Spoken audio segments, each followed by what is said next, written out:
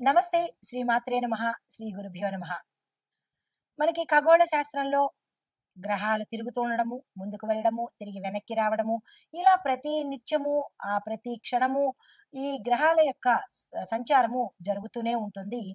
ఆ క్రమంలోనే మనకి ఇప్పుడు మే నెలలో 14వ తారీఖున రాత్రి 10:36 నుంచి అక్టోబరు 18 సాయంత్రం 7:36 వరకు అనగా May, June, July, August, September, October అనగా 6 నెలల పాటు గురువు తన వక్ర స్థితిలో మిథున రాశిలో సంచారం చేస్తున్నాడనమాట.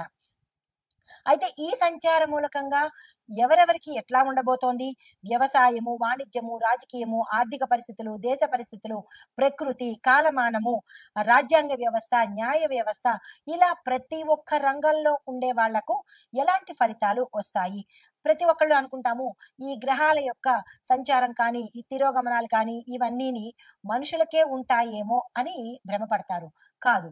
దేశానికి ప్రతి ఒక్క రంగానికి ఇవి వర్తిస్తూ ఉంటాయి కాబట్టి వివరంగా నేను మీకు ప్రతి ఒక్క రంగం గురించి ఎలా ఉండబోతోంది అనే అంశాన్ని తెలియజెప్తాను.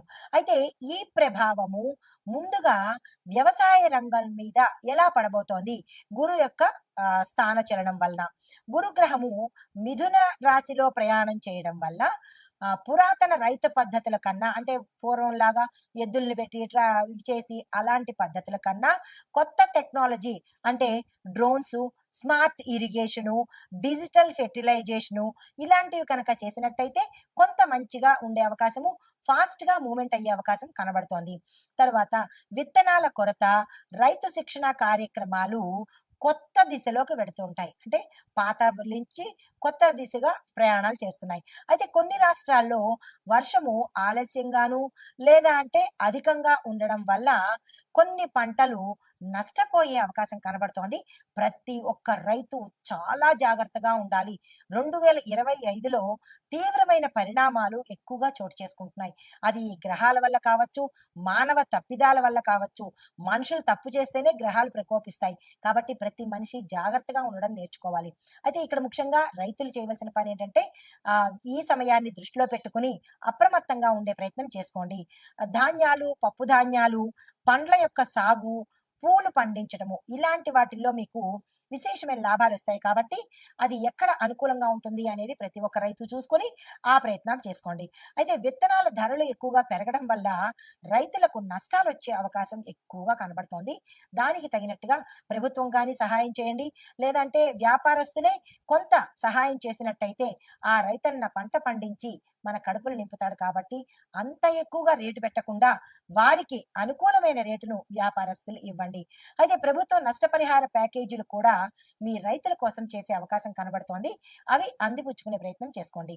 అయితే మీకు చెప్పదగిన ఉపాయం ఏమిటంటే నల్ల గోధుమ విత్తనాలను ఈ నల్ల గోధుమ విత్తనాలతో ఎక్కువగా బృహస్పతిని, అంటే గురువుని ఎక్కువగా పూజ చేయండి. జనరల్‌గా అమ్మవారిని పూజ చేస్తాము, భూమాతను పూజ చేస్తాము.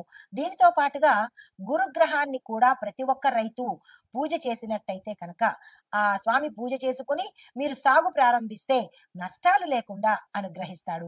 అయితే వాణిజ్య, ఆర్థిక రంగం ఎలా ఉండబోతోంది?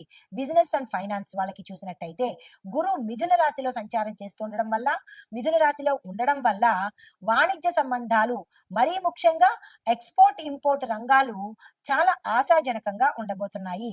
దీంతో పాటు డిజిటల్ వ్యాపారాలు, e commerce, logistics, edtech, health tech ఇలాంటి రంగాల్లో పెట్టుబడులు ప్రవాహంగా వచ్చి పడతాయి. అయితే స్టాక్ మార్కెట్లు ఈ హెచ్చుతగ్గుల మధ్య కొంత మళ్ళా అదే స్థితిలో కొనసాగే అవకాశం కూడా కనబడుతోంది. మరీ ముఖ్యంగా ఇన్ఫర్మేషన్ టెక్నాలజీ, ఫైనాన్సు, ఫార్మా కంపెనీలకు చాలా లాభదాయకంగా ఉండబోతోంది. బి అంటే బిట్‌కాయిను, క్రిప్టో కరెన్సీ వంటి అసాధారణ పెట్టుబడులు కనుక పెట్టేటట్టయితే చాలా జాగ్రత్తలు తీసుకోండి. రూపాయి పెడితే కోట్లొస్తున్నాయంటే దాని వెనకాల ఏదో ఉంటుంది గదా! దాన్ని చూసుకోండి. సామాన్యమైన పెట్టుబడులు వేరు. ఇలాంటి ఆహ్, అసాధ్యమైన పెట్టుబడులు వేరు, జాగ్రత్తలు తీసుకోండి. అయితే రైతు మార్కెట్, డైరీ ప్రాజెక్టులు కొంచెం బలపడే అవకాశం కనబడుతోంది. అయితే ఉపాయం ఏంటంటే ప్రతి గురువారము అంటే ఈ వ్యాపారస్తులు గాని, రైతులు గాని ప్రతి గురువారము పసుపును, గోధుమలను దానంగా ఇచ్చుకునే ప్రయత్నం చేసుకోండి. ఇది వ్యక్తిగతం కదా, దేశం కాదు కాబట్టి మీరు మీ ప్రయత్నాలు తప్పనిసరిగా చేసుకోండి. అయితే రాజకీయ పరిణామాలు ఎలా ఉన్నాయంటే పాలిటిక్స్ వైపు పక్షపాత రాజకీయం ఎక్కువగా వృద్ధిలోకి వచ్చేస్తుంది. దీంతో పాటు ప్రజల్లో విచారణ స్వభావము, నాయకత్వ నిరీక్షణ ఎక్కువగా చేస్తూ ఉంటారు ప్రజలు.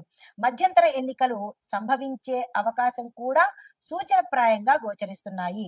కొన్ని రాష్ట్రాల్లో గవర్నర్ పరిపాలన కూడా వచ్చేటట్టుగా కనబడుతోంది. 5 రాష్ట్రాల రాజకీయాలు అనగా ఉత్తరప్రదేశ్, పశ్చిమ బెంగాల్, తమిళనాడు, కర్ణాటక, మహారాష్ట్ర అవి కీలకంగా మారే అవకాశం కూడా ఇక్కడ కనబడుతోంది. నూతన రాజకీయ నాయకులు యువత మీద ఎక్కువగా ప్రభావం పడి వారి నాయకత్వము పెరిగే అవకాశం కనబడుతోంది. జాతీయ వేతన సంఘము ఆటోమేషన్ పై చట్టాలు తీసుకొచ్చే అవకాశము, దానితో పాటు సమాజ సేవా రంగాల మీద కూడా మార్గదర్శకాలు అంటే ఒక గైడ్ లైన్స్ ఇచ్చే అవకాశాలు కూడా ఇక్కడ కనబడుతున్నాయి. అయితే దీనికి ఆ ఉపాయము అనేది ఏమీ లేదు కానీ దేశం కోసం మనమే ప్రార్థన కానీ దైవాన్ని పూజించడం కానీ దేశం కోసం చేసినట్టయితే కొంత సానుకూలం ఉంటుంది. అయితే దేశ పరిస్థితులు చూసినట్టయితే ఎలా ఉన్నాయంటే ఇండియా స్పెసిఫిక్ ఎలా ఉంటుందంటే గురువు బుధ స్థానంలో సంచరించడం వల్ల, బుధ స్థానం అంటే మిథున రాశి అన్నమాట. ఈ మిథున రాశిలో సంచారం చేయడం వల్ల భౌగోళికంగా చూసినట్టయితే జియోలాజికల్ గా ఉత్తర భారతము, హిమాలయ ప్రాంతాల్లో ప్రకృతిలో మార్పు వచ్చి కరుగుదల, బర్ఫ్ అంటే ఏం లేదు, మంచుగడ్డలు కరిగి భూకంప సూచనలు కూడా గోచరిస్తున్నాయి. రైతు ఉద్యమాలు మళ్ళీ పునరుద్ధరణ కావచ్చు, కానీ ఇది సంస్కారాత్మక మార్పుల కోసము పరిష్కారం అవుతుంది. విద్యా విధానంలో కొత్త పరీక్షా విధానాలు కూడా ప్రవేశపెట్టడం జరుగుతుంది. ఇంటర్నేషనల్ బోర్డుని మనము అనుకరించేటట్టుగా గోచరిస్తోంది. సైనిక రంగంలో చూసినట్టయితే కనుక సాంకేతిక విప్లవం అంటే ఎక్కువగా టెక్నాలజీని వాడే అవకాశము ఎక్కువగా కనబడుతోంది. డ్రోన్ ఆధారిత మానిటరింగ్ కూడా జరిగే అవకాశాలు గోచరిస్తున్నాయి. అయితే రక్షణ విభాగాన్ని కనుక చూసినట్టయితే పెద్ద బడ్జెట్ పెట్టుబడులు లభించే అవకాశం కూడా ఇక్కడ కనబడుతోంది. అయితే కాలమాన పరిస్థితులు ఇందాకటి నుంచి అవి చూసాము. ఇప్పుడు కాలం ఎలా ఉండబోతోంది వాతావరణం అంటే కనుక వర్షపాతము నైరుతి ఋతుపవనాలు అంటే సౌత్ వెస్ట్ మాన్సూన్స్ నెమ్మదిగా ప్రవేశించి జూన్ మధ్య నుంచి సెప్టెంబర్ వరకు ఉధృతంగా ఉండబోతున్నాయి. అయితే గుళిక స్థితిలో ఉన్న గురువు కొన్ని ప్రాంతాల్లో మితంగా కానీ మరికొన్ని ప్రాంతాల్లో మోస్తరు నుంచి అధిక మోస్తరుగా వర్షాలు పడే అవకాశము ఎక్కువగా కనబడుతోంది. దీంతో పాటు ప్రధానంగా తెలంగాణ, కోస్తా ఆంధ్ర, కర్ణాటక, ఒరిస్సా, మధ్యప్రదేశ్, బీహార్లో వర్షాలు ఎక్కువగా పడే అవకాశము, తీవ్రమైన అతివృష్టి కలిగేటట్టుగా, తుఫాన్లు కలిగేటట్టుగా గోచరిస్తోంది. అయితే తరువాత వెచ్చని వాతావరణము అనగా మే జూన్లో నార్త్ ఇండియా, రాజస్థాను, ఉత్తరప్రదేశ్, ఢిల్లీ ప్రాంతాల్లో తీవ్రమైన ఎండలు, విపరీతమైన ఎండలు, సెంటీగ్రేడ్స్ పెరిగిపోయేటట్టుగా గోచరిస్తోంది. హిట్ వేవ్స్ అంటే హాట్ వేవ్స్ ఉంటాయి కదా, అంటే వేడి గాలులు పెరిగే అవకాశం కూడా చాలా ఎక్కువగా కనబడుతోంది. అక్కడి ప్రజలు జాగ్రత్తలు తీసుకోండి. తరువాత తుఫాన్ల దగ్గరికి వచ్చేటప్పటికి బంగాళాఖాత ప్రభావము మే, జూన్ అండ్ అక్టోబర్, మే జూన్లలోను మరలా అక్టోబర్లో మధ్య బంగాళాఖాతంలో తుఫాన్లు ఏర్పడే అవకాశము చాలా ఎక్కువగా కనపడుతోంది. ఇవి కూడా చాలా తీవ్రంగా ఉండబోతున్నాయి. తర్వాత కనుమరుగయ్యే కొన్ని తుఫాన్లు అలా వచ్చి అలా వెళ్ళిపోతుంటాయి. దానివల్ల పెద్ద ఇబ్బందులు కనబడవు. కొన్ని మార్గాలు దాటుకుంటూ తీరాన్ని దాటేస్తాయి కాబట్టి ఇబ్బంది పడాల్సిన పని లేదు. తర్వాత మంచు తుఫానులు, మంచు కరగడాలు ఇలాంటివి జరిగి విపరీతమైన సమస్యలు సృష్టించే అవకాశము ఎక్కువగా కనబడుతోంది. అది నార్త్ ఇండియా సైడు, హిమాలయాల సైడు ఇవి ఎక్కువగా గోచరిస్తున్నాయి. అక్కడి ప్రాంతం ప్రజలు జాగ్రత్తలు తీసుకోండి. తర్వాత ప్రకృతి విపత్తులు ఏంటంటే కనుక ఆగస్టు, సెప్టెంబర్ సమయంలో పలు రాష్ట్రాల్లో వర్షాలు ఎక్కువగా పడి వరదల్లో ఎక్కువగా వచ్చేటట్టుగా కనబడుతోంది. లోతట్టు ప్రాంత ప్రజలు ఇప్పటి నుంచే జాగ్రత్తలు తీసుకోండి. కనీసం 3, 4 రాష్ట్రాల్లో విస్తృతంగా భారీ వర్షాలు, అతి భారీ వర్షాలు, నీటి ముంపు, నదులు పొంగి పొర్లిపోయే అవకాశాలు కూడా గోచరిస్తున్నాయి. ముందస్తు చర్యలు తప్పనిసరిగా తీసుకోండి. దీంతో పాటు కొన్ని చోట్ల రాళ్లు దొర్లిపడి రహదారులు మూసుకుపోయే అవకాశం కూడా ఇక్కడ కనబడుతోంది. జాగ్రత్తలు తప్పనిసరిగా తీసుకోండి. తదుపరి రాశి కర్కాటక రాశి.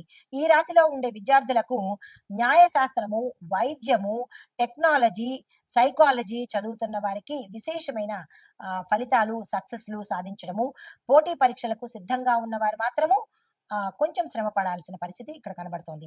అయితే ఉద్యోగస్తులకు చూసుకున్నట్టయితే ఒత్తిడి చాలా ఎక్కువగా కనబడుతోంది.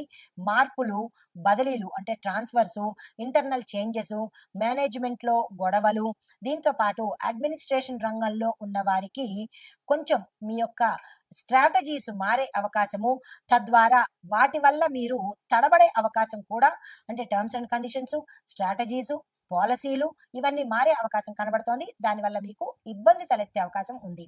ఆ తర్వాత వ్యాపార, వర్తక, వాణిజ్య, పారిశ్రామిక రంగంలో ఉన్న వారికి లాంగ్ టర్మ్ ప్రాజెక్ట్స్ ఏవైనా తీసుకుంటే కనుక వాటికి ఇది అనుకూలమైన సమయము. మీ సహచరుల మీద మీరు అస్సలు ఆధారపడకండి.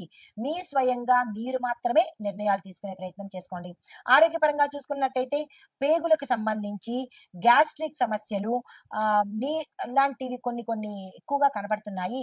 నీరు ఎక్కువగా తీసుకునే ప్రయత్నం తప్పనిసరిగా చేసుకోండి. వ్యవసాయదారులకు చూసుకున్నట్టయితే కనుక పురుగు మందులకు ఖర్చు పెరుగుతుంది.